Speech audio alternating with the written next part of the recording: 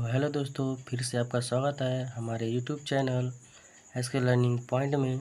तो आज हम कक्षा 12 के भौतिक विज्ञान के अंशाल्व को 2 पार्ट में कर चुके हैं। आज तीसरा पार्ट स्टार्ट कर रहे हैं। तो चलिए देखते हैं तीसरा पार्ट खंड य का कराना है और हम अथवा क्वेश्चन नंबर 5 का अंग तक कर लिए थे, कंप्लीट हो चुका था। आज हमारा तीसरा पार्ट है। चलिए स्टार्ट करते हैं क्वेश्चन नंबर 6 से। तो हमारा क्वेश्चन कर रहा है, बोहर का क्वांटीकरण अभिग्रहित क्या है? इसका स्पष्टीकरण दे ब्रॉगली द्वारा कैसे किया गया? बोहर के परमाणु मॉडल की कमियां क्या हैं?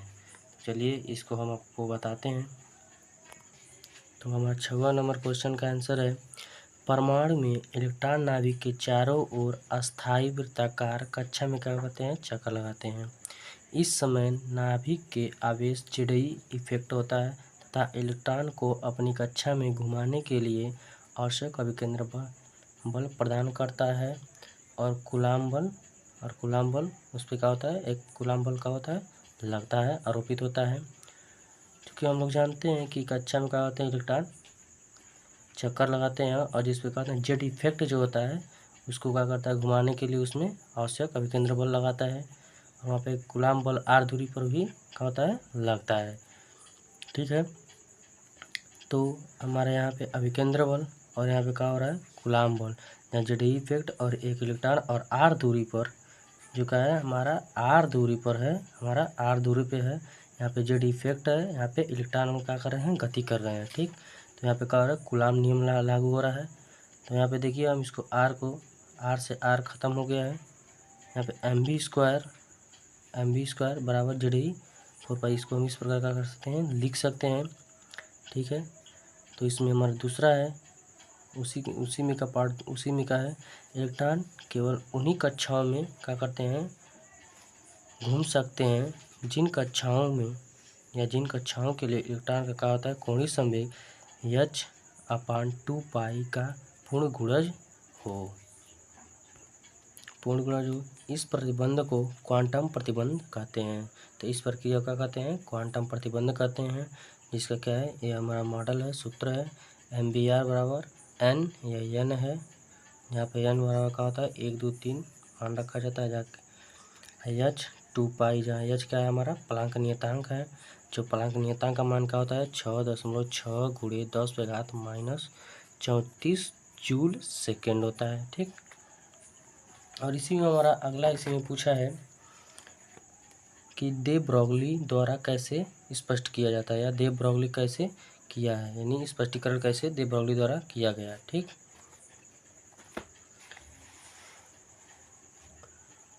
तो दे ब्रॉगली ने तर्क किया है कि इलेक्ट्रॉन को बोर द्वारा प्रस्तावित वृत्ताकार कक्षा में एक कण तरंग के रूप में देखा जा सकता है। इसे कण तरंग के रूप में क्या किया जाता है? देखा जा सकता है।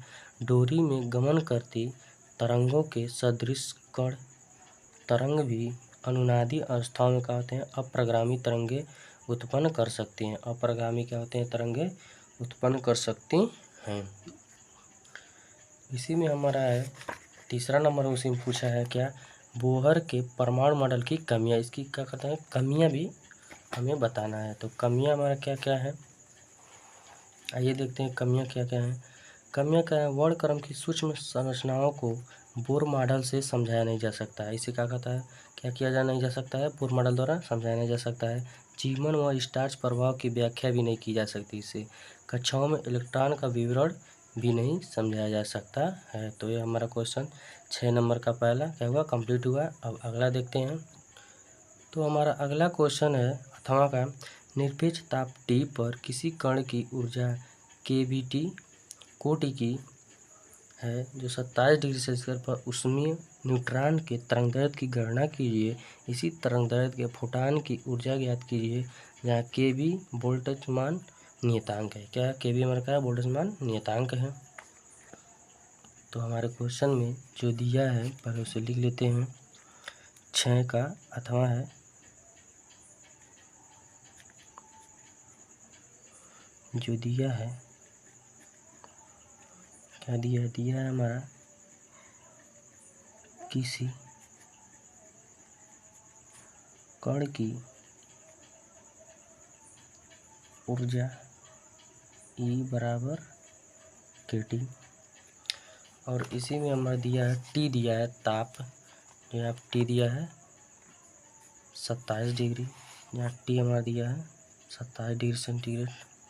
ठीक, तो इसे हम केल्विन में कर लेते हैं, क्या केल्विन में चेंज कर लेते हैं, चूँकि C बराबर होता है, K बराबर होता है C प्लस 273। यहाँ पे C होगा, यहाँ पे T होगा, T का मान हमारा दिया हुआ है, तो हमारा केल्विन में चेंज होगा। केल्विन बराबर 27 प्लस 273।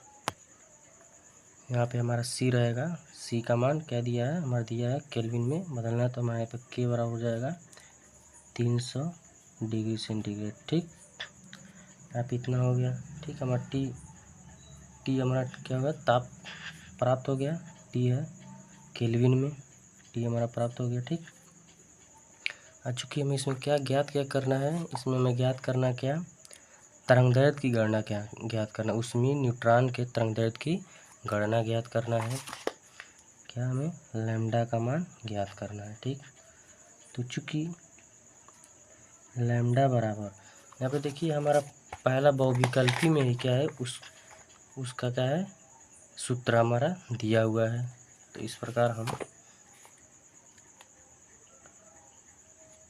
h/√2m/e, ठीक है, तो लैम्डा बराबर हो जाएगा h/√2m, और न्यूट्रॉन हमारा क्या किया, न्यूट्रॉन का है, तो m न्यूट्रॉन, E ऊर्जा है हमारा।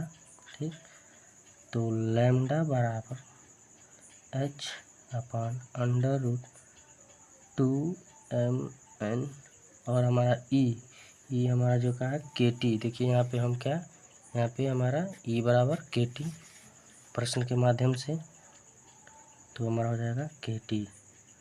अब हम यहाँ पे क्या करेंगे, मानों को रखेंगे, चूँकि प्लांक का नियतांक है, तो प्लांक नियतांक का मान रख देंगे 6.6 गुणे 10⁻⁻34 बटे अंडर रूट हो जाएगा, क्या हो जाएगा हमारा, √2 गुणे mn इलेक्ट्रॉन। तो mn इलेक्ट्रॉन, चूँकि हमारा न्यूट्रॉन का मान पीछे दिया रहता है, तो यहाँ पे देखिए हमारा न्यूट्रॉन का मान, द्रव्यमान क्या हुआ है, दिया है 1.67 गुणे 10⁻⁻27 किग्रा। तो हम इसका मान क्या करेंगे, यहाँ पे रख देंगे 1.67 गुणे 10⁻⁻27 हो जाएगा। ठीक, चूँकि हमें क्या वोल्टेज मान में देना है, तो यहाँ पे एक वोल्टेज मान का मान कितना होता है, हमारा इसमें भी दिया है 1 वोल्ट मान, तो हमारा 1 वोल्ट मान का कितना मान होता है, चूँकि इसमें दिया नहीं है, हम लोग जानते हैं, चूँकि हम जानते हैं इसमें दिया नहीं है, 1 वोल्ट मान का मान होता है 1.38 गुणे 10⁻⁻23 जूल प्रति केल्विन होता है। 1 वोल्ट मान का मान होता है, उसमें हमें वोल्ट मान में मान क्या करना है, ज्ञात करना है। तो गुणे हमारा 1.38, यहाँ 2 है, 8 गुणे 10⁻⁻23 हो जाएगा। ठीक है, गुणे टी का मान, यहाँ पे हमारा क्या होगा, टी KT, जो क्या है KT का हम लोग मान क्या निकाले हैं, यहाँ पे 300, तो यहाँ पे 300 हो जाएगा। ठीक, तो हमारा हो जाएगा लैम्डा बराबर 6.6 गुणे 10⁻⁻34 बटे अंडर रूट, तो हम यहाँ पे गुणा किए हैं 82 गुणे 7.6 गुणे 10⁻50, ये सब गुणा करने पर इतना हमारा मान प्राप्त हो जाएगा। और इस सभी को सॉल्व करने के बाद हमारा लैम्डा का मान आप लोग सॉल्व कर लीजिएगा, तो इसका मान हो जाएगा 1.45 गुणे 10⁻⁻10 मीटर। चूँकि हमें क्या करना है, इसमें एंगस्ट्रॉन में देना है, एंगस्ट्रॉन में मान क्या करना है, ज्ञात करना है। यहाँ पे देखिए हमारा एंगस्ट्रॉन में क्या कहा है, देखिए हमारा एंगस्ट्रॉन में कहा है यहाँ पे तरंग दैर्ध्य केवीटी, इसमें हमारा क्या करता है एंगस्ट्रॉन में ज्ञात करना है। तो एंगस्ट्रॉन के लिए चूँकि हम लोग जानते हैं 1 एंगस्ट्रॉन बराबर 10⁻⁻10 होता है, ठीक है।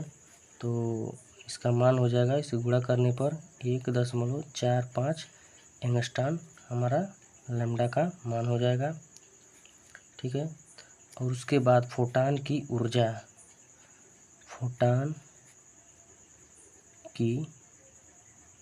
उसके बाद हमारा क्या हो जाएगा, फोटान की ऊर्जा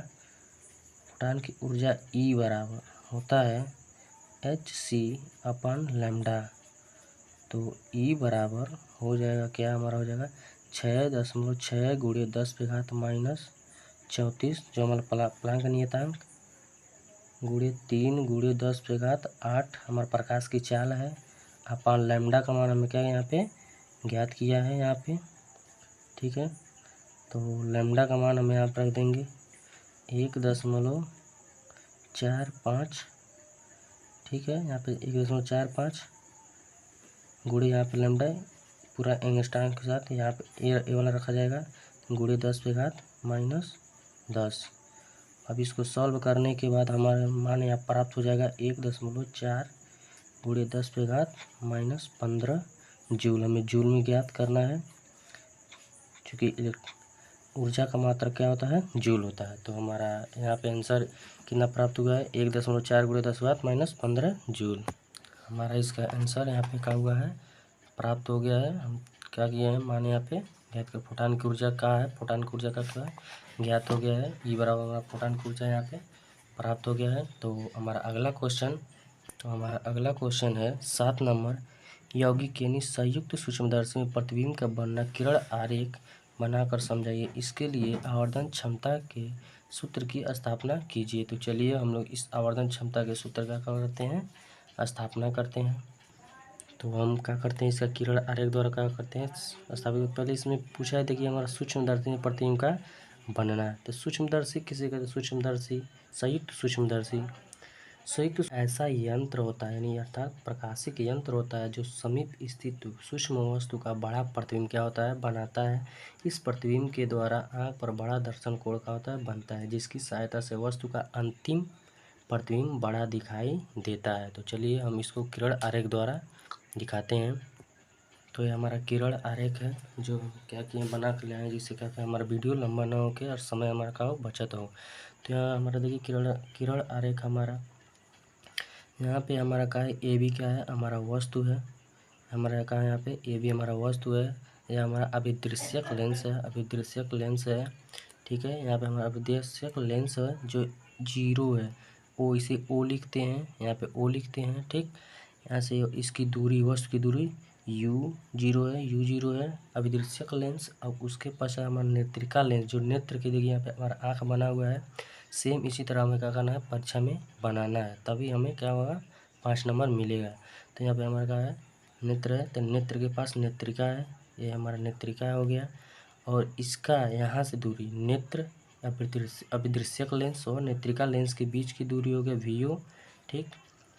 और यहाँ पे हमारा इस प्रकार हमारा क्या है, यहाँ पे हमारा वस्तु प्राप्त हो रहा है, वास्तविक प्रतिबिंब। यहाँ पे इस वस्तु का वास्तविक प्रतिबिंब यहाँ पे बन रहा है A' और B', यहाँ पे A' और हमारा B' का हो रहा है, यहाँ पे प्राप्त हो रहा है, ठीक। हमारे A' और B' यहाँ पे प्राप्त हो रहा है, ठीक।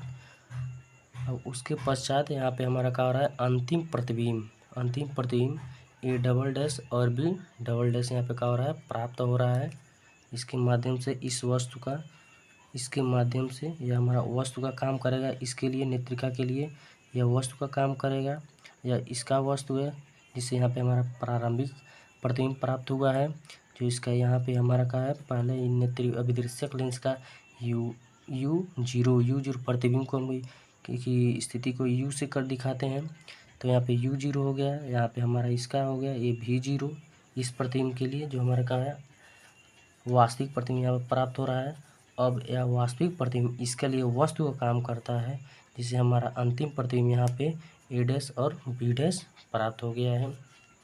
तो यहाँ पे हमें निगमन करना है क्या, आवर्धन क्षमता भी। तो आवर्धन क्षमता, तो यहाँ पे हमारा प्रतिबिंब के माध्यम से हमने बताया है ए बी क्या है, हमारा सूक्ष्म वस्तु है। यहाँ पे ए बी हमारा क्या है, यहाँ पे सूक्ष्म वस्तु है। और ए डैश बी डैश वास्तविक प्रतिबिंब है। यहाँ पे देखिए हमारा ए डैश और बी डैश हमारा यहाँ वास्तविक प्रतिबिंब प्राप्त हुआ है इसके माध्यम से, हमने आपको समझाया है।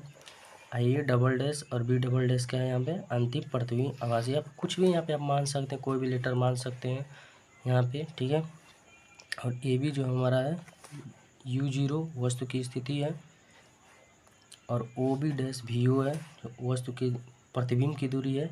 इससे इसका प्रतिबिंब की दूरी जो क्या है हमारा यहाँ पे वास्तविक प्रतिबिंब जो प्राप्त हुआ है। और यहाँ पे बी डैश ई UE है जो हमारा क्या है, नेत्रिका लेंस है। नेत्रिका लेंस से इसकी दूरी है, ठीक है। हमारा वास्तविक प्रतिबिंब का यहाँ से नेत्रिका है, इसे हम नेत्रिका लेंस कहते हैं। यह हमारा अभिदृश्यक लेंस, नेत्र के पास का लेंस हमारा नेत्रिका लेंस कहलाता है, ठीक है। तो स्पष्ट दृष्टि की न्यूनतम दूरी D हो, यह क्या है हमारा यहाँ पे स्पष्ट दृष्टि की न्यूनतम दूरी, यहाँ पे क्या है, यहाँ पे D दूरी होता है, यहाँ से यहाँ तक का है D दूरी है, यहाँ पे D दूरी, ठीक है। D दूरी, तो वह आँख पर अल्फा कोण बनाता है। यहाँ पे हमारा क्या होता है, अल्फा कोण बनाता है हमारा, यहाँ पे अल्फा कोण बनाता है, यहाँ पे अल्फा कोण बनाता है।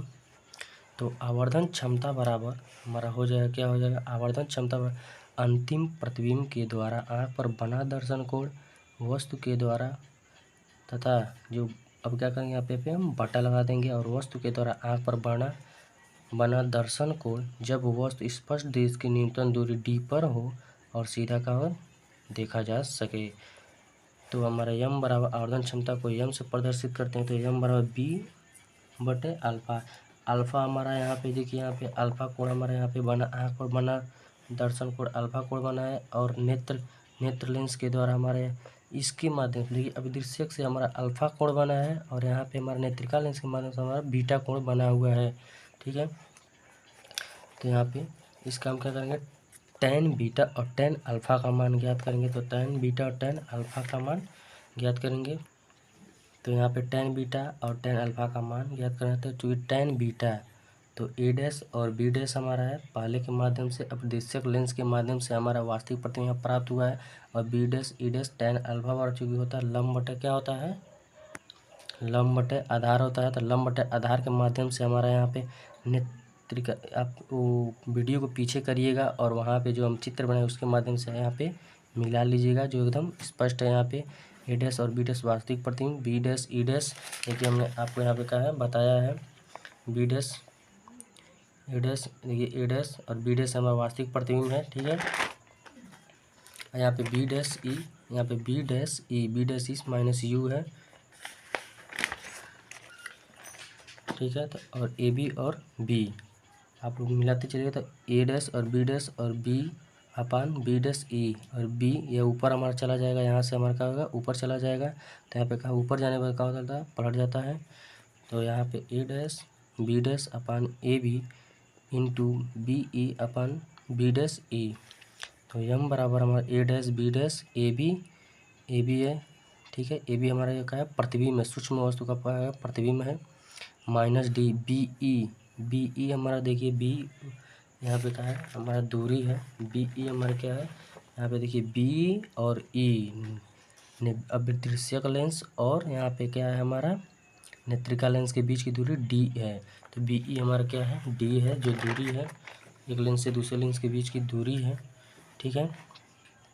तो माइनस D और माइनस UE, यहाँ बी डैश ई हमारा UE है जो हमारा क्या है नेत्र लेंस, जो नेत्र लेंस है उसका और वास्तविक प्रतिबिंब जो हम बताए हैं ए डैश बी डैश के बीच की दूरी UE है, ठीक। तो यहाँ पे हम क्या करेंगे, मान को क्या करेंगे यहाँ पे पुट करेंगे, सभी मानों को पुट करेंगे, क्योंकि ए डैश और बी डैश हमारा V0 है, प्रतिबिंब के बीच की प्रतिबिंब जो हमारा भी बना है प्रतिबिंब है, जो ए डैश और बी डैश प्राप्त हुआ है यहाँ पे, और ए भी हमारा सूक्ष्म है U0 चिन्ह के साथ हम लोग दर्शाएंगे। तो यहाँ पे यम का यहाँ पे क्या होगा, इतना हमारा प्रतिबिंब का मान यहाँ पे क्या है, आवर्धन क्षमता का सूत्र यहाँ पे प्राप्त हुआ है। तो यहाँ पे हमारा आवर्धन क्षमता का सूत्र का यहाँ पे प्राप्त हो गया है। यदि हमारा कंडीशन कहता है तो देखिए कंडीशन कहने पे हमारा देखिए इतना हमारा स्टेप और आगे बढ़ जाता है। तो यहाँ पे आप लोग देख लीजिए स्टेप अगर कह दे जब अंतिम प्रतिबिंब स्पष्ट दृष्टि की न्यूनतम दूरी पर हो। क्या जब अंतिम प्रतिबिंब का जो अंतिम प्रतिबिंब हमारा ए डबल डैश और बी डैश जो प्राप्त हुआ है स्पष्ट दृष्टि की न्यूनतम दूरी पर हो बनता हो तो यहाँ पे हमारा क्या हो जाएगा, इसका सूत्र हमारा देखते रहिएगा। यहाँ पे हमारा इसका आवर्धन क्षमता का सूत्र ये प्राप्त हो जाएगा -VO/UO और इंटू 1+DFE। ठीक है, ये प्राप्त हो जाएगा। यदि कह दे कि जब अंतिम प्रतिबिंब अनंत पर बने, क्या जब अंतिम प्रतिबिंब हमारा अनंत पे बनेगा तो हमारे FE UE के बराबर हो जाएगा। तो यहाँ पे हमारा मान को पुट करेंगे तो हमारा आवर्धन क्षमता प्राप्त हो जाएगा। तो हमारा ये क्वेश्चन यहीं पे समाप्त हुआ है। तो ये हमारा क्वेश्चन का आंसर हो गया। तो अगला क्वेश्चन हम देखते हैं। तो हमारा अगला क्वेश्चन है 7 नंबर हमारा क्या हो गया, ये कंप्लीट हो गया। आवर्धन क्षमता लोग क्या किए, ज्ञात कर लिए हैं। हमारा आवर्धन क्षमता आपको किरण आरेख द्वारा हमने समझा दी अच्छे से। ये बहुत IMP है परीक्षा की दृष्टि से। ठीक है, इसका अथवा क्वेश्चन है किसी परिपथ में एक प्रत्यावर्ती वोल्टेज समीकरण इतना दिया V बराबर 40 sin 100 पाई टी वोल्ट द्वारा प्रदर्शित होता है। यहाँ समय t सेकेंड में समय वोल्टता टी भी के ग्राफ उचित पैमाने पर पूरे एक चक्र के लिए बनाइए। वोल्टेज का वर्ग माध्य मूल मान ज्ञात कीजिए। तो यहाँ वर्ग माध्य ज्ञात करना है। तो चलिए हम लोग इसका मान क्या करते हैं, ज्ञात करते हैं। चूँकि हमारा क्वेश्चन में जो दिया है पहले हम उसे क्या करेंगे, लिख लेंगे।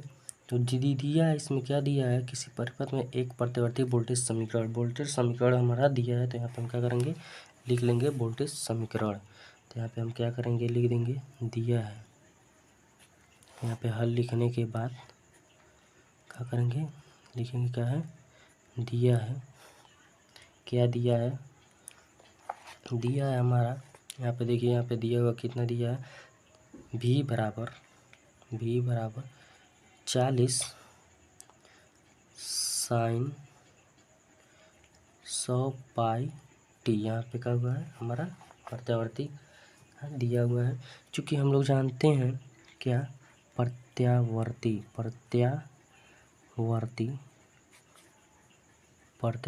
वोल्टेज क्या होता है, प्रत्यावर्ती वोल्टेज V बराबर सूत्र होता है V0 sin ओमेगा टी। यह क्या होता है, हमारा सूत्र होता है। तो हम लोग क्या करेंगे, इससे तुलना करेंगे। क्या करेंगे, तुलना करने पर तो यहाँ पे V0 का मान कितना हो जाएगा, यहाँ पे देखिए 40 हो जाएगा। तो हमारा 40 हो गया। ओमेगा, यहाँ पे ओमेगा हमारा है, ये ओमेगा है हमारा कोण है। इस साइन के साथ प्रत्यावर्ती धारा जब आप पढ़ेंगे वहाँ पे, तो यहाँ पे आपको क्या सभी अच्छे से आप लोग समझे होंगे। तो यहाँ पे आपको ये समीकरण दिया होगा प्रत्यावर्ती वोल्टेज का।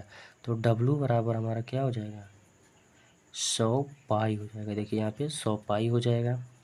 ठीक है, 100 पाई हो गया। यहाँ पे हमारा 100 पाई हो गया। उसके बाद चूँकि हम क्या जानते हैं, चूँकि हमारा ओमेगा बराबर क्या होता है, ओमेगा बराबर होता है 2 पाई अपॉन टी होता है। ठीक, चूँकि एक और होता है टी बराबर 1/f होता है। एफ जहाँ हमारा क्या है, एफ को हम क्या क्या लिख सकते हैं, एफ को हमारा क्या है, एन भी लिखते हैं। इसे आवृत्ति कहते हैं। ठीक, क्या कहते हैं, आवृत्ति भी कहते हैं। तो यहाँ पे हम क्या लिख सकते हैं, 2 पाई 1/f बराबर 100 पाई हो जाएगा। यहाँ पे लिख सकते हैं, इतना तो हम लिख सकते हैं। ठीक है, तो यहाँ पे हमारा ऊपर चला गया 2 पाई f बराबर 100 पाई। तो यहाँ पाई ख़त्म हो जाएगा, 2f बराबर 100 हो जाएगा। ठीक है, यहाँ पे हमारा 100 प्राप्त होता है। f बराबर कितना हो जाएगा, यहाँ 2 इसके पास नीचे चला जाएगा तो 2 हो जाएगा। ठीक, तो यहाँ पे हमारा f बराबर कितना हो जाएगा, 50 हो जाएगा आवृत्ति। ठीक है, यहाँ पे 50 हमारा प्राप्त हो गया। और चूँकि इसके बाद पुनः t बराबर होता है क्या, 1/f। एफ से यहाँ से हम क्या करेंगे, पुनः हम क्या करेंगे, मान को ज्ञात करेंगे। तो t बराबर क्या हो जाएगा, 1/f का मान हम क्या ज्ञात किए हैं, 50। यहाँ पर अब t हमारा क्या है, t हमें ज्ञात करना पड़ेगा। ठीक, यहाँ पे हमारा t ज्ञात करना पड़ेगा। ठीक है, तो t बराबर हमारा क्या है, समय वही समय t ग्राफ हमें क्या है क्वेश्चन में पूछा है टी और वोल्टेज की क्या है समय वोल्टेज और टी ग्राफ उचित पैमाने से पूरे चक्र के लिए बनाइए। ठीक है, तो यहाँ पे समय ज्ञात करेंगे तो समय हमारा यहाँ से ज्ञात हुआ है वन टी बराबर 1/, यहाँ हमने क्या बताया आपको, आवृत्ति है, क्या है, आवृत्ति है। ठीक है, तो आवृत्ति है तो 1/f हमारा इतना यहाँ क्या हो जाएगा 0.02 सेकेंड। यहाँ पे हमारा टी बराबर क्या हो जाएगा 0.02 सेकेंड। अभी ग्राफ बनेगा तो बहुत अच्छा लगेगा। ठीक है, इतना हमारा प्राप्त हो गया। चूँकि प्रश्न अनुसार हमारा क्या कहा है, प्रश्न से क्या कहा है, भी पलट कर टी और भी के बीच क्या करना है, ग्राफ बनाना। ठीक, तो पहले हम एक चक्कर के लिए क्या करते हैं, एक चक्कर के लिए, इसमें हमें कहा है एक चक्कर के लिए। देखिए यहाँ पे क्वेश्चन हमारा पूछा क्या है, उचित पैमाने टी और बी ग्राफ उचित पैमाने के पूरे एक चक्कर के लिए समीकरण बनाइए और तथा इसी में वोल्टेज का वर्ग माध्य मूल मान ज्ञात कीजिए। तो एक चक्कर के लिए, एक चक्कर के लिए, एक चक्कर के लिए तो हमारा यहाँ पे ग्राफ हो जाएगा। देखिए यहाँ से हाथ से हम बनाएंगे, इंची से बनाएंगे तो अच्छा लगेगा। ठीक है, तो ऊपर हमारा भी हो जाएगा। ठीक, यहाँ पर हमारा भी हो जाएगा। तो चूँकि भी का हमारा मान, भी जीरो का मान कितना है, भी जीरो का मान यहाँ पे हमारा क्या है 40 है, तो यहाँ पे हम 40 मान लेते हैं। ठीक है, तो यहाँ से हमारा देखिए ग्राफ जीरो से, ठीक है, यहाँ से हमारा ग्राफ स्टार्ट होता है और यहाँ पे 40 है। तो 40 देखिए एक चक्कर पूरा का है, तो एक चक्कर यहाँ से यहाँ तक हमारा एक चक्कर होता है। ठीक है, यहाँ से यहाँ हमारा कितना होता है, एक चक्कर होता है। तो यहाँ पे हमारा क्या है 40 है, हमारा 40 हो जाएगा। ठीक है, यहाँ भी जीरो का मान क्या है, अधिकतम मान है। ठीक है, क्या है, अधिकतम मान भी जीरो का मान। ठीक है, हम प्रत्यावर्ती वोल्टेज का समीकरण के माध्यम से हम क्या करेंगे, ग्राफ ज्ञात किए हैं। तो यहाँ पे क्या है, यहाँ तक क्या है 0.02 सेकेंड प्राप्त हुआ है। ठीक, इतना प्राप्त हुआ है। तो यहाँ इसका आधा कितना हो जाएगा 0.01 सेकेंड। तो ये हमारा क्या है, ग्राफ है। आप लोग अच्छे से इसे देख लीजिए, ये ग्राफ हमारा तैयार है। और आगे हमारा कहा है यहाँ पे का वोल्टेज का वर्ग माध्य मूल मान ज्ञात करना है, वर्ग माध्य मूल का मान ज्ञात करना। तो चूँकि हम जानते हैं वोल्टेज का वर्ग माध्य मूल मान चूँकि होता है क्या, क्या होता है, भी बराबर भी जीरो। प्रत्यावर्ती आप लोग पढ़ेंगे तो इतना आपको बताया गया होगा। ठीक है, तो यहाँ पे भी जीरो का मान हमारा कितना है, भी बराबर इतना का मान भी होता है, हमेशा क्वेश्चन में पूछता है, होता है 0.707 होता है इसका मान। ठीक है, वो विकल्पी एक नंबर में पूछता है, हम लोग आपको अलग से बताया। ठीक है, याद रखिएगा आप लोग। तो भी बराबर यहाँ पे भी जीरो का मान कितना है 40/√2। और इसका हम परमीकरण कर देंगे, क्लास 10th में हम लोग परमीकरण करना आराम से सीखे हैं अच्छे से। तो परमीकरण करने के बाद क्या हो जाएगा 40 √, ठीक, और 2 दूना 4, 4 का वर्गमूल कितना होता है 2। और यहाँ से 2 से हम क्या करेंगे 20 बार में काट देंगे। तो इतना हमारा भी बराबर कितना प्राप्त हो जाएगा 20/√2। तो आई होप आपको ये अच्छे से क्वेश्चन का हो गया, समझ में आ गया होगा। यहाँ पे क्या हो जाएगा बोल्ट हो जाएगा। तो हमने आपको बेहतरीन से क्वेश्चन का किया बता दिया है। देखिए एकदम बहुत इजी क्वेश्चन है। ठीक है, तो अगला क्वेश्चन देखते हैं। तो हमारा अगला क्वेश्चन यहाँ 7 नंबर का हमारा 8वां क्वेश्चन भी समाप्त हो गया। और 8 नंबर का हमारा क्वेश्चन है, कह रहा है 8 नंबर, चुंबकत्व का परमाणु मॉडल क्या है, इसके आधार पर अनुचुंबकीय, प्रतिचुंबकीय अथवा लौह चुंबकीय पदार्थों में विभेद कीजिए, प्रत्येक का एक एक उदाहरण भी दीजिए। तो चलिए हम लोग इसका देखते हैं इस क्वेश्चन का आंसर। तो पहले हमारे चुंबकत्व का परमाणु मॉडल, पदार्थों में चुंबकत्व की उत्पत्ति की व्यवस्था परमाणु मॉडल के आधार पर किया जा सकता है। क्या किया जाता है, परमाणु मॉडल के आधार से किया जाता है। क्योंकि हम जानते हैं कि पदार्थों से मिलकर परमाणु क्या होता है, पदार्थों से मिलकर बना होता है। प्रत्येक परमाणु के केंद्र में धनावेशित नाभिक होता है, धनावेशित नाभिक होता है, पता है ये सबको। केंद्र में क्या होता है P और N होते हैं। ठीक, केंद्र में हमारा क्या होता है P और N होता है। ठीक, होता है जिसमें इलेक्ट्रॉन चारों ओर चक्कर लगाते हैं। इलेक्ट्रॉन क्या होते हैं, इसके चारों ओर क्या होते हैं, यहाँ पे चक्कर लगाते हैं। हमारे इलेक्ट्रॉन क्या होते हैं, चक्कर लगाते हैं। वृत्ति का चमकाते हैं, चक्कर लगाते हैं। ठीक है, यहाँ पे देखिए जगह नहीं था तो हम वैसे समझा दिए। ठीक है, जिसमें इलेक्ट्रॉन चारों ओर चक्कर लगाते हैं। जो इलेक्ट्रॉन का होता है ऋणात्मक होता है, जिससे चुंबकीय द्विध्रुव की भांति व्यवहार करता है। जहाँ पे प्लस और माइनस होगा वहाँ पे चुंबकीय द्विध्रुव का निर्माण होता ही है, जिसके कारण परमाणु में चुंबकीय आघूर्ण होता है। इलेक्ट्रॉन कक्षीय परिक्रमण के अतिरिक्त धुरी पर घूमता है, जिसे चक्रण कहते हैं। इलेक्ट्रॉन के कक्षीय परिक्रमण व चक्रण दोनों ही क्या होते हैं, चुंबकीय आघूर्ण होता है। ठीक है, तो यहाँ पे हमारा ये हो गया। और अगला हमारा क्वेश्चन कहा है, इसी में क्या कहा है देखिए, अनुचुंबकीय और प्रतिचुंबकीय और लौह चुंबकीय में विभेद और इसका एक एक उदाहरण। तो हमारा अगला इन सब में विभेद इस प्रकार हम क्या है आपके पास समझ लाए हैं। तो प्रतिचुंबकीय, अनुचुंबकीय और लौह चुंबकीय इसी प्रकार आप लोग क्या है बोर्ड में लिखिएगा, इसी प्रकार कॉलम से। तो ये पदार्थ का होता है चुंबकीय क्षेत्र में रखने पर जो प्रतिचुंबकीय होता है, ये पदार्थ चुंबकीय क्षेत्र में रखने पर क्षेत्र के विपरीत दिशा में क्या होते हैं, मामूली सा चुंबकित, थोड़ा सा चुंबकित होते हैं, बहुत हल्का सा।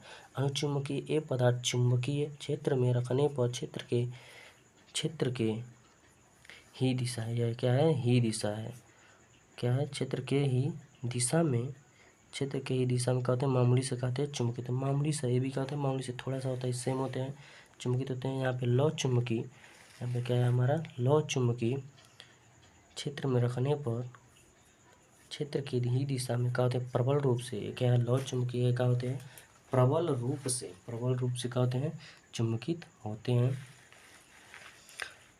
दूसरा नंबर हमारा प्रतिचुंबकीय का हो जाएगा चुंबकीय क्षेत्र बी का यहाँ पे चुंबकीय क्षेत्र है हमारा, एक है चुंबकीय क्षेत्र, हटाने पर इनका चुंबकत्व समाप्त हो जाता है। इसका क्या होता है, चुंबकत्व समाप्त हो जाता है।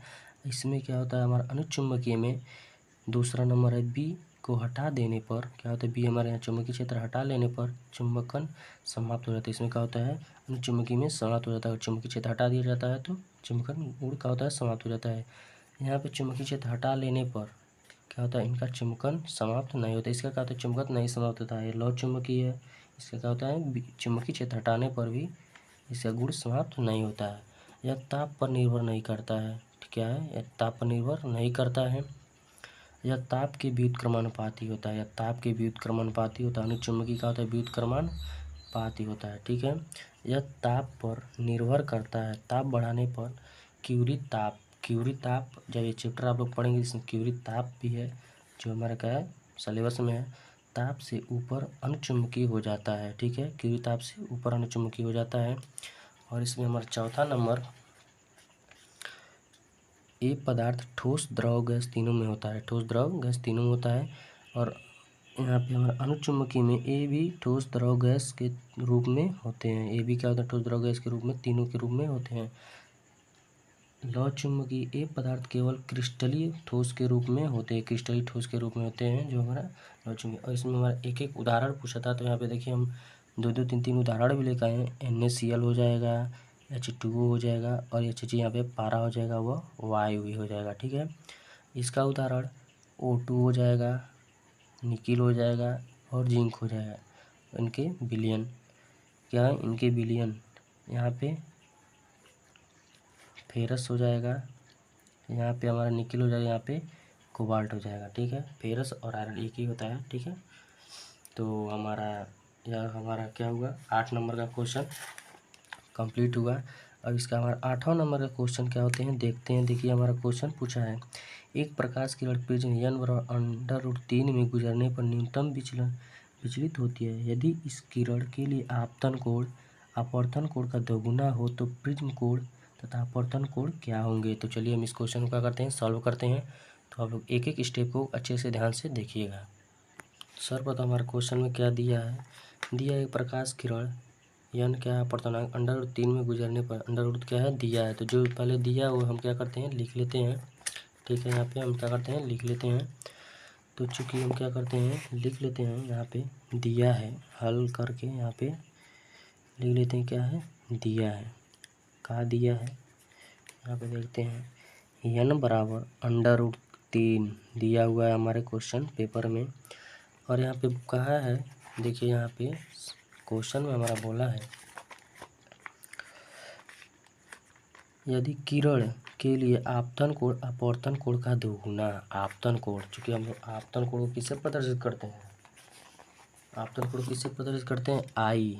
तो आई क्या है यहाँ पे हमारे क्वेश्चन का है आपतन कोण अपवर्तन कोण का दोगुना, अपवर्तन कोण का है दोगुना है, अपवर्तन कोण आर गुणे 2, क्या आई बराबर आर गुणे 2 अपवर्तन, और यहाँ पे अपवर्तन, यहाँ पे आपतन कोण आई और अपवर्तन कोण आर का दोगुना है। ठीक है, तो यहाँ पे इस तरह आप लोग मत करिएगा पेपर में, हम लोग आपको समझा दें। ठीक है, चूँकि हमें क्या करना है इसमें, देखिए कहाँ है प्रिज्म, तो प्रिज्म कोण, यहाँ पे प्रिज्म कोण ए, देखिए यहाँ पे लिखिए प्रिज्म कोण ए ज्ञात करना है। ठीक, और अगला कह रहा है इसमें अपवर्तन कोण क्या होंगे, तो यहाँ पे अपवर्तन कोण आर का मान भी ज्ञात करना है। ठीक है, यहाँ पे आर का मान भी ज्ञात करना है।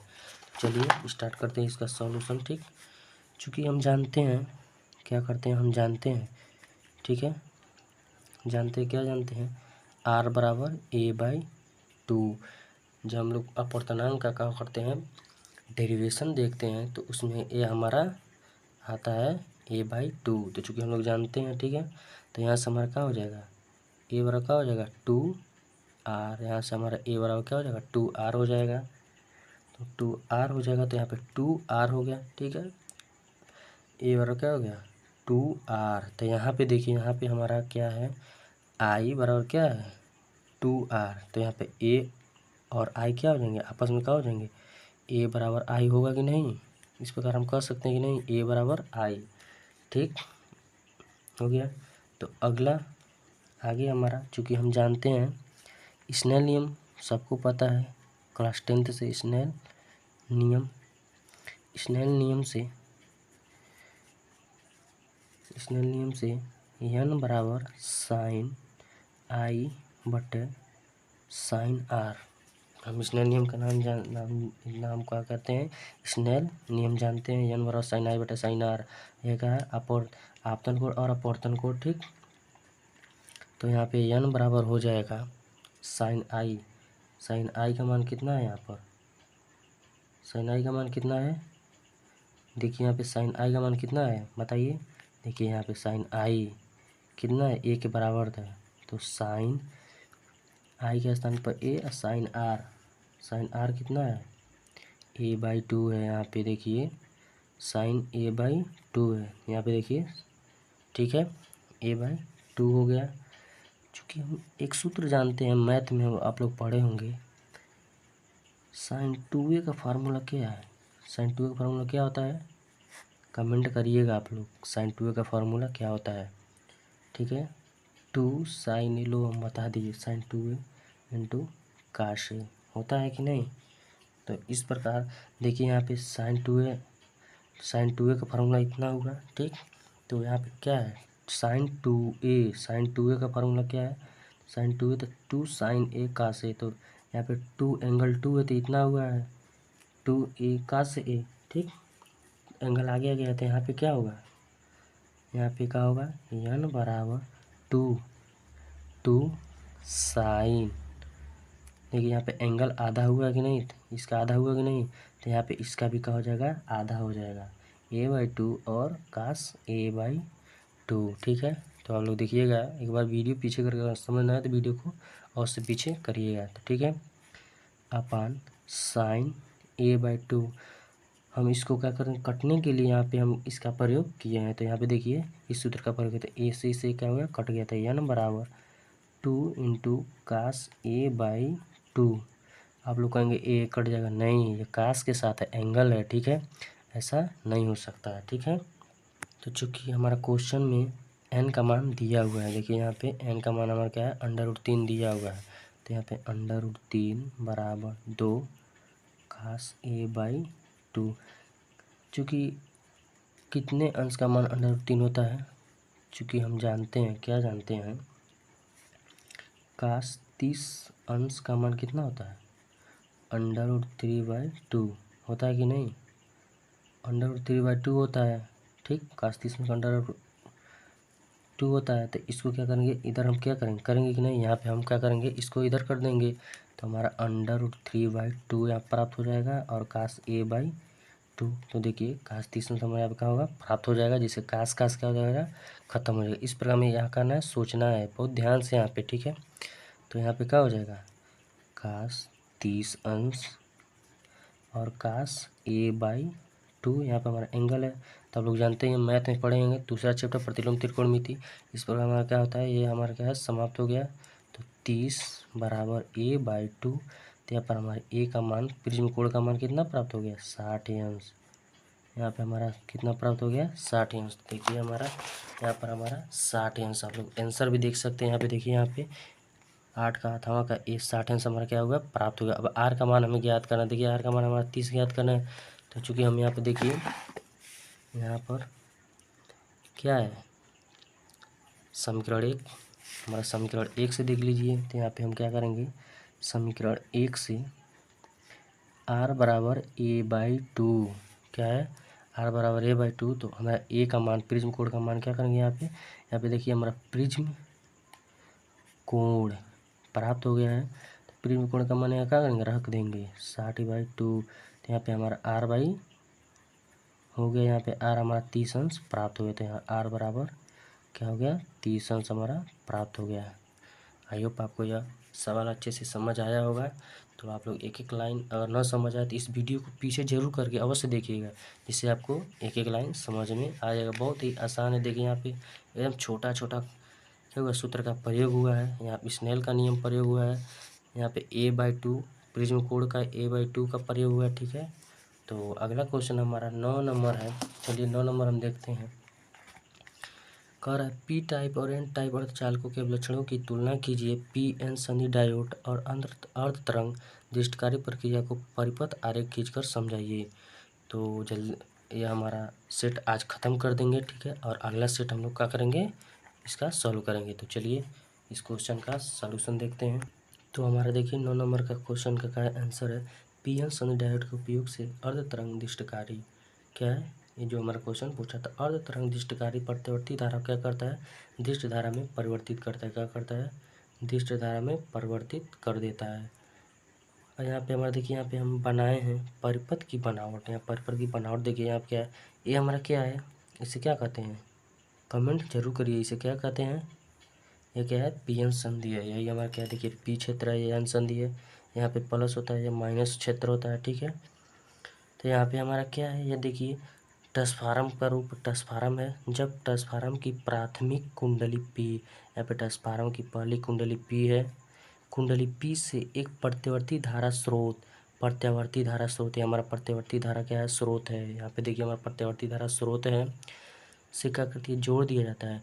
क्या किया है, जब ट्रांसफार्म की प्राथमिक कुंडली पी से एक प्रत्यावर्ती धारा स्रोत से क्या किया जाता है, जोड़ दिया जाता है। जब ट्रांसफार्मर की प्राथमिक कुंडली पी से एक प्रत्यावर्ती धारा स्रोत है, हमारा प्रत्यावर्ती धारा स्रोत पी से क्या जोड़ दिया जाता है, तथा द्वितीय कुंडली यस, यहाँ पे द्वितीय कुंडली हमारा क्या है, यस है। अच्छे से समझिएगा, जरूर समझेंगे, पहले बार नहीं समझेगा तब दूसरे बार समझेंगे, ठीक है। आप लोग वीडियो को पीछे करके देखिए, जरूर समझ में आएगा। पहली बार है तो जरूर कुछ ना कुछ मिसफोल्डिंग जरूर होगा, नहीं समझ में आएगा। एक बार देखेंगे, 2 बार देखेंगे, आपको समझ में आ जाएगा। तो हम क्या है, जब ट्रांसफार्मर की प्राथमिक कुंडली, यहाँ प्राथमिक कुंडली पी से एक प्राथमिक स्रोत देखते रहिए, प्राथमिक स्रोत से जोड़ दिया जाता है, तथा द्वितीय कुंडली यस को, यहाँ पर द्वितीय कुंडली यस को क्या किया जाता है, पी एन संधि डायोड। यहाँ पे देखिए पी एन संधि डायोड, आपको हम बताएं पी एन संधि डायोड तथा आर प्रतिरोध, यहाँ पे आर प्रतिरोध से जोड़ दिया जाता है। तो निर्गत वोल्टता, निर्गत यहाँ पे निर्गत है, देखिए निकलने वाली धारा निर्गत वोल्टता प्रतिरोध के सिरों के बीच उत्पन्न, प्रतिरोध के सिरों के बीच उत्पन्न हो जाता है। हमें क्या होता है, जब ट्रांसफार्मर की प्राथमिक कुंडली पी से जोड़ दिया जाता है, तो प्रतिवर्ती धारा स्रोत तथा उसके बाद द्वितीय कुंडली में पी एन संधि डायोड को किया जाता है, पी एन संधि डायोड को कहते जोड़ दिया जाता है, तथा आर प्रतिरोध से जोड़ दिया, और आर प्रतिरोध से भी जोड़ दिया जाता है। तो निर्गत वोल्टता, यहाँ पे निर्गत वोल्टता तथा प्रतिरोध के सिरा के बीच क्या होता है, उत्पन्न हो जाता है। प्रतिरोध के सिरों के बीच क्या होता है, उत्पन्न हो जाता है। निर्गत वोल्टता क्या होता है, प्रतिरोध के सिरों के बीच क्या होता है, उत्पन्न हो जाता है। ठीक है, अब आगे हमारा क्या है, अर्ध तरंग दृष्टिकारी की कार्यविधि। अर्ध तरंग दृष्टिकारी की कार्यविधि। जब निवेशी प्रत्यावर्ती वोल्टेज के धनात्मक अर्ध चक्र में द्वितीयक कुंडली का सिरा AB के सापेक्ष धनात्मक प्लस होता है तो पीएन सनी डायोड अग्र अभिनति, यहाँ पे हमारा देखिए यहाँ पे क्या हो जाएगा, अग्र अभिनति AB प्लस सिरा जो अग्र अभिनति, यहाँ पे अग्र अभिनति का कार्य करेगा। ठीक है, अग्र अभिनति, ठीक है, धनात्मक सिरा पीएन सनी डायोड से अग्र अभिनति की स्थिति में होता है। ठीक, जिसके कारण प्रतिरोध के CD सिरे से धारा प्रवाहित होता है। CD सिरे से क्या होता है, धारा प्रवाहित होता है। देखिए यहाँ पे CD धारा से क्या होता है, धारा प्रवाहित होने लगता है। ठीक, सिरे से धारा प्रवाहित होती है तथा जब प्रत्यावर्ती वोल्टा के ऋणात्मक अर्धचक्र में द्वितीय कुंडली के सापेक्ष AB ऋणात्मक होता है तो संधि डायोड उत्क्रम अभिनति, यहाँ पे देखिए जब ऋणात्मक होता है तो यहाँ पे उत्क्रम अभिनति हो जाता है, यहाँ पे उत्क्रम अभिनति यहाँ पे हो जाता है। ठीक है, उत्क्रम अभिनति हो जाता है, स्थिति में होता है, जिसके कारण प्रतिरोध के CD सिरे से धारा प्रवाहित नहीं होती है। तो CD यहाँ पे जो CD धारा है, यहाँ पे क्या होता है, धारा प्रवाहित नहीं होता है, CD से धारा प्रवाहित नहीं होता है जब ऋणात्मक हो जाता है। ठीक है, अतः इस प्रकार पीएन सनी डायोड के अर्ध तरंग दृष्टिकारी में केवल धनात्मक अर्धचक्र में ही प्रतिरोध में धारा बहती है, केवल धनात्मक प्रतिरोध में ही धारा प्रवाहित होती है। तो इस प्रकार हमने आपको यह क्वेश्चन अच्छे से समझा दिया, कोड क्या है अच्छे से आपको समझ में आ गया होगा। तो चलिए अगला क्वेश्चन हमारा इसका 9 है, लास्ट क्वेश्चन है, इसका 8वां हम लोग देखते हैं। हमारा 8वां क्वेश्चन है, स्थिर वैद्युत में गॉस के नियम का उल्लेख कीजिए। इसका उपयोग कर एक बिंदु से आवेश Q के कारण विद्युत क्षेत्र का मान ज्ञात कीजिए।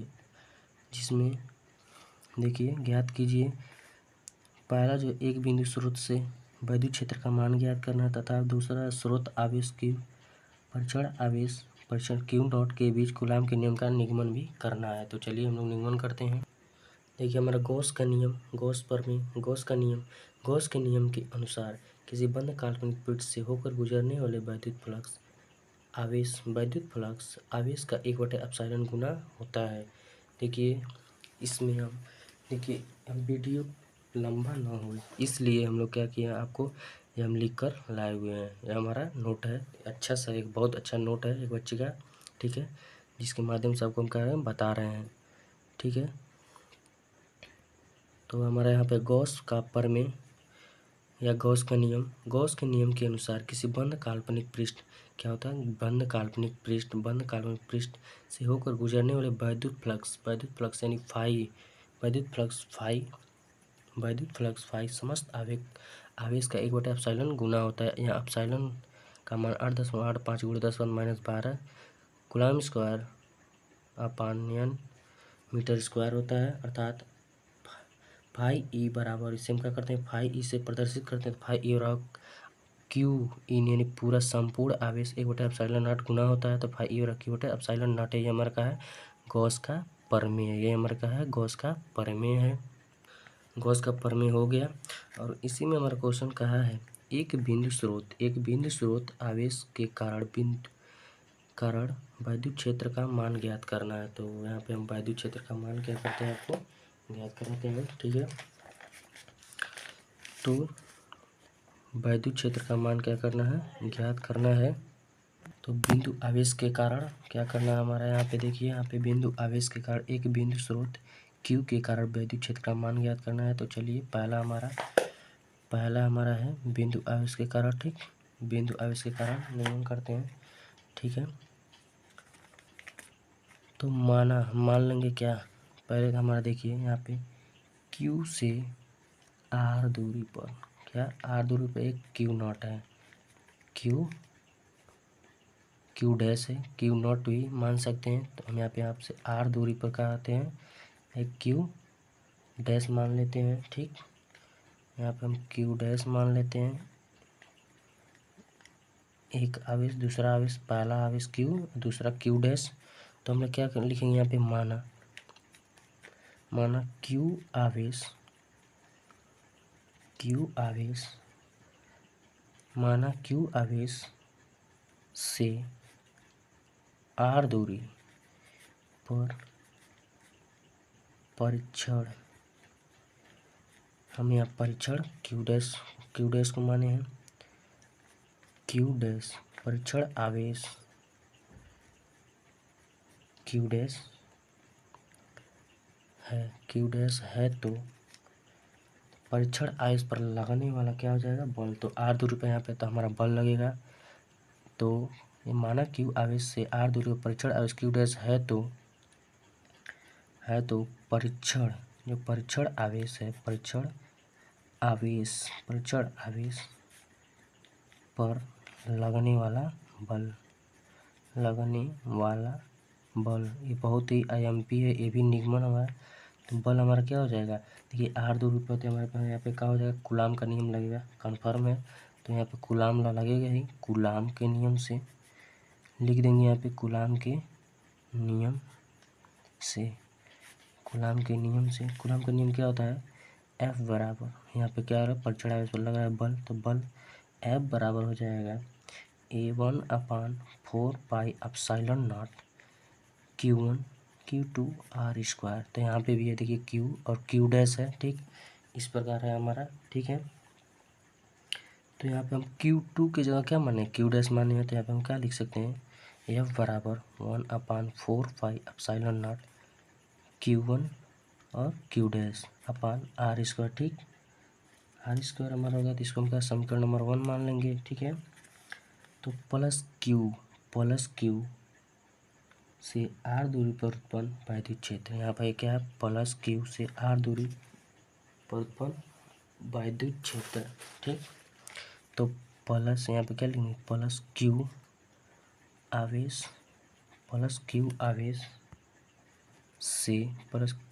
से आर दूरी पर उत्पन्न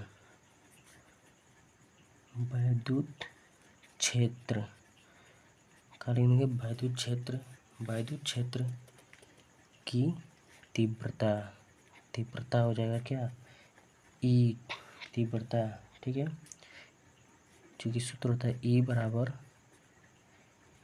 क्या होता है, एफ बाई क्यू नॉट होता है। ठीक है, यहाँ पर हमारा तो वैद्युत क्षेत्र की तीव्रता का सूत्र यही होता है। ठीक है, चूँकि हमने क्यू नॉट को यहाँ पे क्यू डैश माना है, तो यहाँ पे क्या हो जाएगा, ई बराबर एफ अपान क्यू नॉट। अच्छे से समझिएगा, देखिएगा। ठीक है, क्यू नॉट हो गया, यह समीकरण नंबर 2 हो गया। ठीक, अब इसका मान समीकरण क्या करेंगे, 2 में रख देंगे। क्या करेंगे, समीकरण 2 में रख देंगे।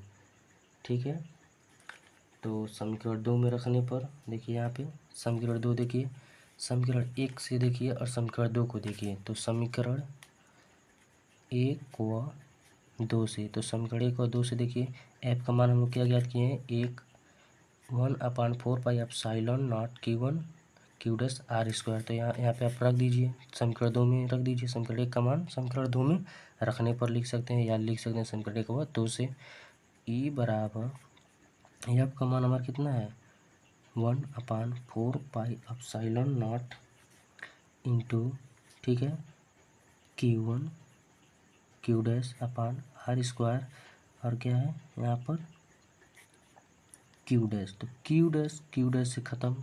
ठीक, Q डैश ख़त्म हो गया। तो यहाँ पे E बराबर क्या हो जाएगा, 1/4πε0 Q1, या Q लिख सकते हैं, Q1 R square. Q1 Q एक ही होता है, तो E बराबर क्या लिख सकते हैं, 1/4πε0 QR स्क्वायर, या इसे इस प्रकार और से लिखते हैं, E बराबर Q अपान R स्क्वायर।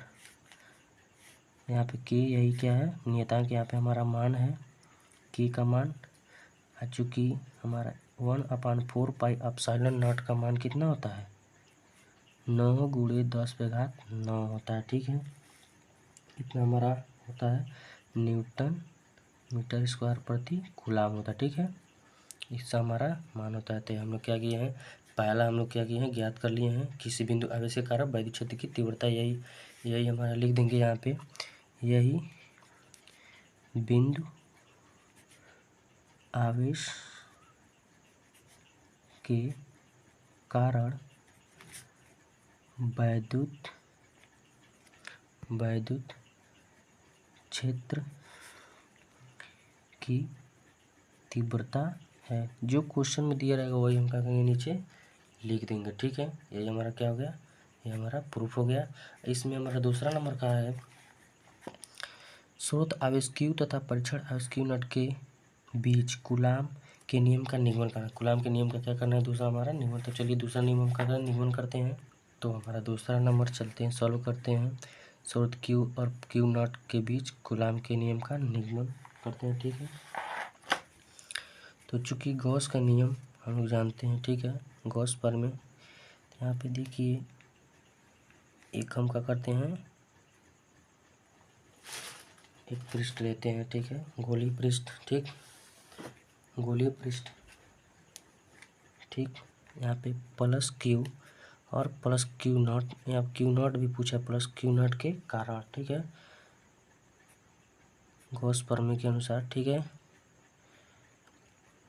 तो यहाँ पे छोटे पृष्ठ के लिए क्या कर लेंगे, dA, छोटे पृष्ठ के लिए dA।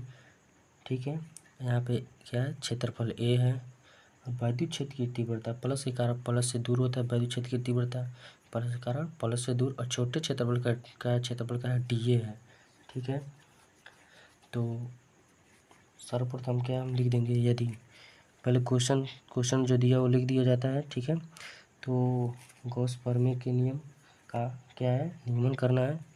तो गॉस यहाँ पे पूछा क्या है, यहाँ पे कूलाम का नियम का उत्पत्ति करना है। तो कूलाम के नियम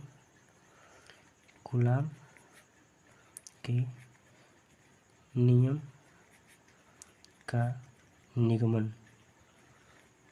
ठीक है, यहाँ पे निगमन हो जाएगा। ठीक है, तो हम क्या करेंगे, लिखेंगे माना अल्पांश को छोटा भी कहते हैं, अल्पांश पृष्ठीय क्षेत्रफल, अल्पांश पृष्ठीय क्या कर लिखेंगे, अल्पांश पृष्ठीय क्षेत्रफल कौन सा है, यहाँ पे क्या है, अल्पांश पृष्ठीय क्षेत्रफल dA। तो अल्पांश पृष्ठीय क्षेत्रफल dA, अल्पांश पृष्ठीय क्षेत्रफल dA से, अल्पांश पृष्ठीय क्षेत्रफल dA से गुजरने वाला वैद्युत फ्लक्स डी फाई ई हो। वैद्युत फ्लक्स को फाई ई से, यहाँ पे डी फाई ई यहाँ छोटा है, तो छोटे के लिए हम क्या करते हैं, समाकलन, छोटे के लिए अवकलन, छोटे के लिए अवकलन, और बड़े के लिए क्या करते हैं, समाकलन करते हैं। अगर पूरा पृष्ठ का निकालना रहता है तो क्या करते हैं, समाकलन, और छोटे के लिए क्या करते हैं, अवकलन करते हैं, डिफरेंशियल इसे कहते हैं, और उसे बड़े के लिए इंटीग्रल कहते हैं। ठीक है, डी फाई हो तो डी फाई ई बराबर होता है, क्या होता है, ई इंटू डी ए। यहाँ पे वेक्टर के रूप में होता है, यदि वेक्टर हट जाता है तो डॉट प्रोडक्ट में क्या होता है, डी फाई ई बराबर ई क्या होता है, E D A cos theta. ठीक, कॉस थीटा हो जाता है। ठीक है, तो कॉस थीटा यहाँ पे थीटा का मान क्या हो जाएगा, यहाँ देखिए, इसका देखिए यहाँ पे कॉस थीटा का मान कितना यहाँ पे हो जाएगा, 0 अंश बनेगा। यहाँ पे कोण देखिए, यहाँ पे 0 अंश बन रहा है। ठीक है, ई और डी ए के बीच कितना कोण बन रहा है, यहाँ पे कोण कितना बन रहा है, कॉस 0 अंश बन रहा है। यहाँ पे मान क्या हो रहा है, कॉस 0 अंश, चूँकि 1 होता है तो डी फाई ई बराबर हो जाएगा क्या, ई डी ए, यहाँ पे ई डी ए हो जाएगा। ठीक है, अब क्या करेंगे, अब संपूर्ण पृष्ठ के लिए छोटा सा क्षेत्रफल dA के लिए हो गया। अब संपूर्ण पृष्ठ के लिए क्या करेंगे, ज्ञात करेंगे। तो संपूर्ण पृष्ठ के लिए क्या करते हैं, समाकलन, संपूर्ण पृष्ठ के लिए क्या करेंगे, समाकलन। हम लोग क्या करेंगे, समाकलन। हमें बताया है छोटे से पृष्ठ के लिए अवकलन और बड़े के लिए समाकलन। ठीक है, तो समाकलन का चिन्ह क्या होता है, ये होता है, और बंद पृष्ठ है तो यहाँ पे बंद सा चिन्ह लगा देंगे। ठीक है, डी फाई ई बराबर यहाँ पे इसका चिन्ह और ई डी ए। ठीक है, तो देखिए यहाँ पे समाकलन किस प्रकार किया जाता है, डी फाई आगे कुछ नहीं है, डी को गायब करने के लिए क्या करते हैं, समाकलन किया जाता है। ठीक है, तो यहाँ पे आगे कुछ नहीं है तो क्या करते हैं, पीछे वाला समाकलन, आगे कुछ नहीं है तो पीछे वाला समाकलन। तो फाई ई बराबर यहाँ पे ई हमारा बाहर निकल जाएगा कांस्टेंट वैल्यू ई, और यहाँ पे क्या हो जाएगा, डी ए, यहाँ पे डी ए, यहाँ पे कुछ नहीं तो यहाँ पे क्या हो जाएगा, ए हो जाएगा। क्या हो जाएगा हमारा, ए हो जाएगा। तो यहाँ पे एक बार और कर लेते हैं वैसे ही। ठीक, तो फाई ई बराबर क्या हो जाएगा, ई इंटू ये, यहाँ पे डी खत्म हो जाएगा, आगे वाला कुछ नहीं, आगे कुछ नहीं है तो पीछे वाला समाकलन हो जाता है, आगे कुछ नहीं तो क्या होता है, पीछे वाला समाकलन। तो हो जाएगा ई इंटू ए, चूँकि यहाँ पे ए बराबर हमारा क्या हो जाएगा, 4πr²। आप सोचेंगे कैसे होगा 4πr², तो देखिए हमारा 4π² कैसे होगा, यहाँ पे हमारा पृष्ठ क्या है, गोलीय पृष्ठ है, तो गोलीय पृष्ठ का संपूर्ण पृष्ठ कितना होता है, 4πr² होता है। ठीक है, चूँकि यहाँ पे गॉस है, गॉस के प्रमेय के अनुसार हम क्या कर रहे हैं, यहाँ पे निगमन कर रहे हैं कूलाम का नियम।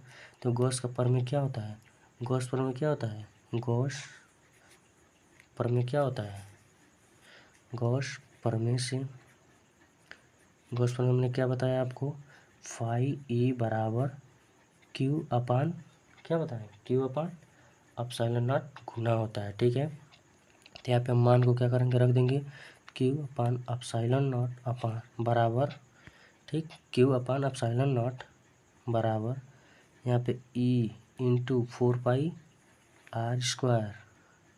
4πr², और ई को एक तरफ कर देंगे, ई बराबर क्या हो जाएगा, ई इधर जगह क्या हो जाएगा, 1/4πr², क्या हो जाएगा, 1/4πr², और यहाँ पे बच गया क्या, क्यू, तो यहाँ पे क्यू हो जाएगा। ठीक, हमारा इतना प्राप्त हो गया, तो हम क्या लिख सकते हैं, ई बराबर 1/4πr², यहाँ पे नॉट है ना, नॉट यहाँ पे छूट रहा है, देखिए यहाँ पे नॉट r² यहाँ हो जाएगा। ठीक है, सॉरी, यहाँ पे r, यहाँ पे नॉट हो जाएगा।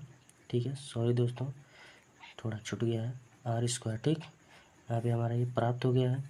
चूँकि परीक्षण आवेश Q नॉट पे क्या करेगा, एक बल लगेगा। ठीक है, जो वैद्युत क्षेत्र क्या होगा, वहाँ पे वैद्युत बल उत्पन्न होगा। तो वैद्युत बल यहाँ पे वैद्युत क्षेत्र के कारण जो वैद्युत क्षेत्र है या जो यह वैद्युत क्षेत्र है, तो वैद्युत क्षेत्र के कारण एक बल उत्पन्न होगा, जिसे वैद्युत बल कहते हैं। तो वैद्युत बल क्या होता है, वैद्युत बल उत्पन्न होता क्या होता है, F बराबर Q नॉट E, वहाँ पर उत्पन्न हो जाएगा F बराबर Q नॉट E। चूँकि हम जानते हैं E बराबर क्या होता है, F/Q नॉट, तो यहाँ पे F का मान हमारे यहाँ किस तरफ प्राप्त हो जाएगा, F बराबर Q नॉट। ठीक, तो यहाँ पे हम क्या करेंगे, मान को इसमें क्या करेंगे, पुट कर देंगे। तो यहाँ पे हमारा E का मान यहाँ प्राप्त हुआ, तो इसको 1 मान लेते हैं, समीकरण 2 मान लेते हैं। तो समीकरण 1 का मान तो में रख दीजिए, तो लिख देंगे क्या, समीकरण 1 का मान 2 में क्या करने पर, रखने पर। बच्चों थोड़ा राइटिंग हमारा सही नहीं है, चलिए फिर भी आपको पूरा प्रयास करेंगे कि अच्छे से आपको क्या है, सब क्लियर होता जाए। तो चूँकि हमारा क्या है, ई का मान यहाँ पे हम देखिए, हम लोग को बता देते हैं यहाँ से। ठीक है, तो यहाँ पे F बराबर क्या हो जाएगा, ई का मान रख देंगे Q नॉट, ई का मान क्या है, ई का मान हमारा क्या दिया है, 1/4π एप्सिलॉन नॉट, यहाँ पे Q r²। ठीक, r² इतना हो गया। ठीक, तो इसका हम इसमें गुणा कर देंगे, F बराबर 1/4π epsilon naught Q into Q naught r²। तो हम क्या पढ़े थे, यही हमारा क्या है, कूलाम नियम का उत्पत्ति, ये हमारा क्या है, कूलाम गॉस के प्रमेय से कूलाम का नियम का हो गया, यहाँ पे उत्पत्ति हो गया। चूँकि हम जानते हैं ना कूलाम का नियम, F बराबर 1/4 4πε0 Q1 Q2 R स्क्वायर, या Q1 Q2 R स्क्वायर कहिए या Q इंटू Q0 की कहिए, बात तो एक ही है। तो आई होप ये वीडियो आपको अच्छा लगा हो और ये अच्छे से आपका, ये बहुत आईएमपी है, आईएमपी क्वेश्चन है और हर बार पूछता है, ठीक है। गॉस के प्रमेय के अनुसार आपके कूलॉम के नियम का क्या हुआ, उत्पत्ति हुई है, ठीक है। तो हमारा एक सेट क्या हो गया, समाप्त हो गया। पहला सेट हमने क्या किया, अच्छे तरीके से देख लिया। सेट नंबर 1 2024 346 एफएस कोड हम संपूर्ण आपको हल करा दिए हैं, एक एक लाइन बता दिए हैं और अच्छे से आपको क्या होगा, समझ में आ गया होगा। तो यहाँ पे आप हमारे वीडियो को लाइक करें और सब्सक्राइब करें और साथ ही साथ कमेंट ज़रूर कीजिएगा कि आपको क्या कैसा लगा है, वीडियो अच्छा लगा है या कैसा लगा है। अगर अच्छा लगा हो तो लाइक कीजिए, सब्सक्राइब कीजिए और चैनल पे नए हो तो शेयर और कमेंट भरपूर कीजिएगा। तो जय हिंद दोस्तों, मिलते हैं नेक्स्ट वीडियो में। अगला हम सेट हल करेंगे यहाँ पे सेट नंबर 2 2024 346 FT का, ठीक है। तो अब तक के लिए बाय बाय।